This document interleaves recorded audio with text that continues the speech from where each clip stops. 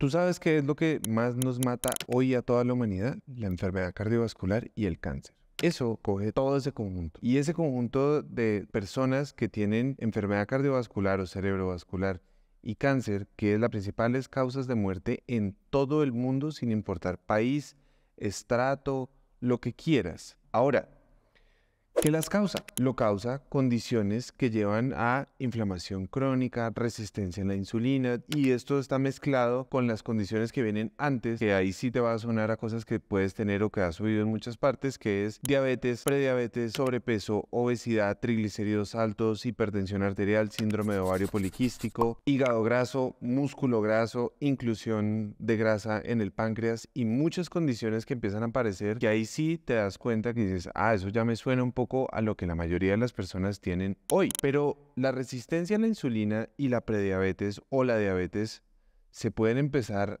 a oír como cuando el tren viene lejos y uno dice, uy, pero allá viene el tren.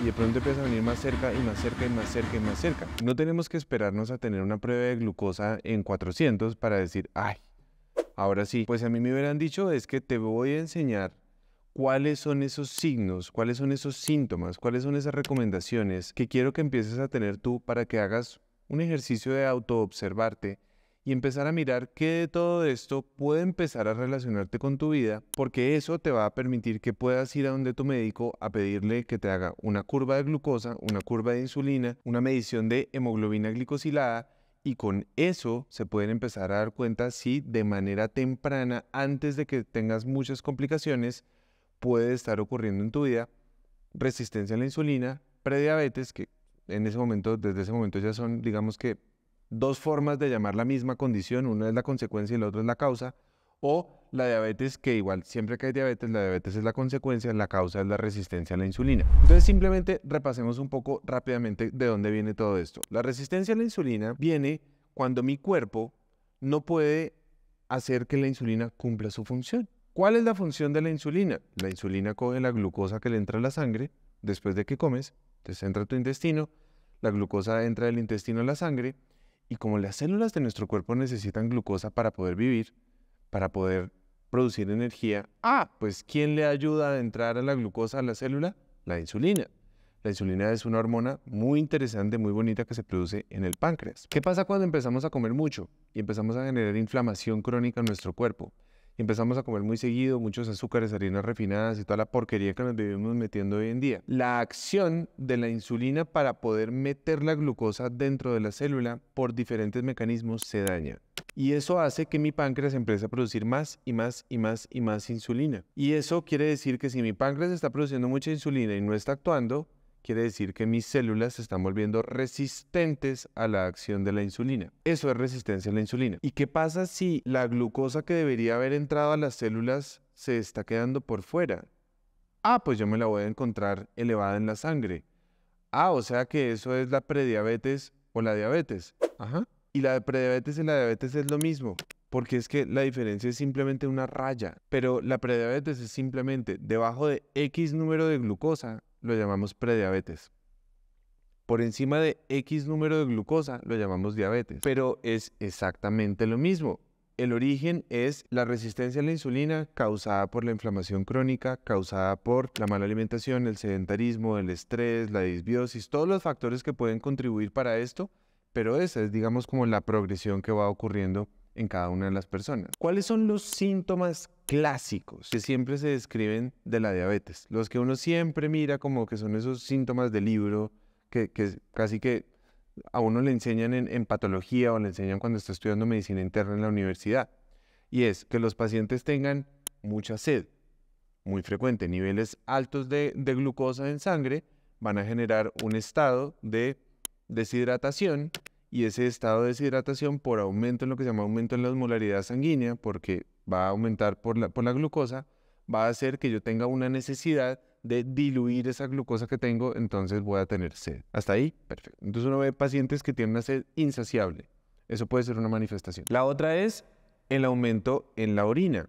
Cuando pacientes que están orinando y orinando y orinando y orinando, la depuración de la glucosa a través de la orina, cuando uno tiene muchos niveles de glucosa, hay un umbral por el cual el riñón no filtra glucosa y por encima de ese umbral empieza a filtrar glucosa. La filtración de glucosa por el riñón jala consigo algo de agua y puede hacer que la frecuencia urinaria aumente. Y lo otro es el aumento en el apetito.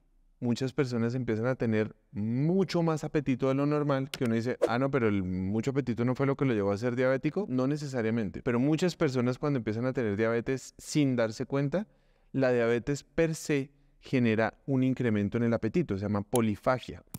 Entonces, esos son como esos síntomas clásicos. El otro síntoma que es muy frecuente también es la fatiga o el cansancio.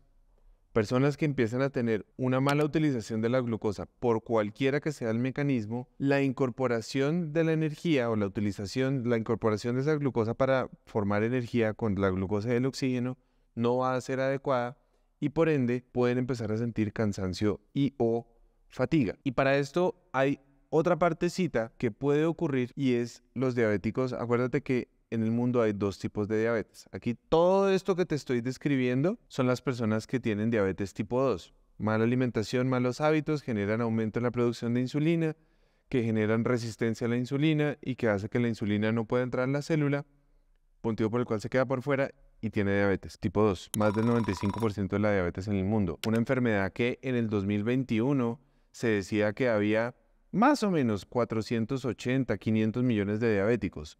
Hoy creemos que pueden haber más de 650 millones de diabéticos y además teniendo en cuenta que muchos ni siquiera están diagnosticados. Entre 5 o 7 de cada 10 diabéticos no están diagnosticados, lo cual haría que este número obviamente fuera muchísimo más grande. Pero en la diabetes tipo 1, ¿qué es lo que pasa? Que es un fragmentico muy chiquito. ¿Qué es lo que pasa? El páncreas no produce insulina. Como el páncreas no produce insulina, pues no hay nada que le ayude a la glucosa a entrar en la célula. Y estos pacientes, la diabetes tipo 1 puede aparecer en cualquier momento en la vida, no es solamente en la infancia. Personas adultas pueden desarrollar diabetes tipo 1 en cualquier momento de la vida. La insulina tiene un rol como factor de crecimiento y tiene un rol que cuando mi cuerpo tiene más glucosa de la que necesita, todo el resto de la glucosa que yo voy a utilizar la voy a empezar a convertir en grasa. Y fíjate algo. Este es el motivo por el cual el diabético tipo 1 que no tiene insulina usualmente son muy delgados. Un signo de diabetes tipo 1 en cualquier momento de la vida es la pérdida inexplicable de manera acelerada de peso junto con estas otras condiciones. ¿Por qué? Al no tener insulina, no hay nadie que meta la glucosa dentro de la célula, mi cuerpo empieza a consumirse toda la glucosa que tiene guardada en las células, en el hígado, en el músculo, y como no hay nadie que la pueda pasar por dentro de la célula, pues no hay ningún mecanismo que yo tenga de formación de grasa, porque el mecanismo de formación de grasa solamente ocurre cuando la glucosa sí puede entrar en la célula. Por eso, la mayoría de los diabéticos tipo 2 o las personas que tienen resistencia a la insulina tienen algo de llanticas, de grasa visceral, de grasa en el hígado, de todo eso. ¿Por qué? Porque la glucosa sí pasa por dentro de la célula y lo que estoy haciendo es exportar y exportar y exportar grasa. Esto es muy importante que lo tengan en cuenta y muy importante que lo sepan, porque ahí radica una gran diferencia. Y quizás otras manifestaciones que pueden ser mucho más obvias es el aumento de peso, el aumento en la aparición de grasa corporal, la disminución o que haya una resistencia para perder peso, que te tomen una prueba de glucosa y tengas niveles de glucosa en ayuno por encima de 100 o que tengas la glucosa después, porque la glucosa en ayuno no me dice absolutamente nada si yo no hago una curva. Yo puedo tener una glucosa en ayuno completamente normal y que la post que me están midiendo, si la post está 30 unidades por encima de la pre, es decir, te salió 80 y tienes más de 110 en la post, eso quiere decir que mi insulina no está actuando bien. ¿Cómo así? Si la acción de la insulina es meter la glucosa, sacarla de la sangre y meterla en la célula, y lo que uno tiene en sangre es una regulación muy estrecha, si está fallando eso y se está quedando mucha después de que yo como, eso quiere decir que mi insulina no está actuando bien y que seguramente estoy siendo resistente. O que ya empieces a tener niveles de glucosa en ayuno en 110, 120, 130, ya eso ya son niveles de prediabetes o de diabetes en ayuno, y la post pues obviamente niveles que estén ya por encima de 150, 180, 200 son escalas de prediabetes, o por encima de 200 ya es diabetes, independientemente al momento, al día, a la carga, a la prueba que le pongan. La diabetes no es un tema de que es que mi abuelo, no. Mi diabetes es mi diabetes. Yo me la produje. Yo me la produje porque no tuve, no te estoy echando la culpa. No, yo me la produje porque yo no tuve un counseling, una asesoría, un acompañamiento adecuado, donde mis hábitos aplicados de manera científica me llevaran a tener una adecuada prevención, y mis hábitos aplicados de manera científica, si ya estoy empezando al camino de oír el tren lejos, ese es el momento para actuar. Cuando lo oigo más cerca, todavía es el momento para actuar. Así ya esté con el tren aquí o así ya tenga como tal diabetes, nunca es tarde para empezar a actuar. Y todo esto son las manifestaciones que pueden aparecer en cualquier momento, pero lo que yo quiero que tú sepas es que además de todas estas manifestaciones, esto es la humedad que sale en la pared, es la manifestación.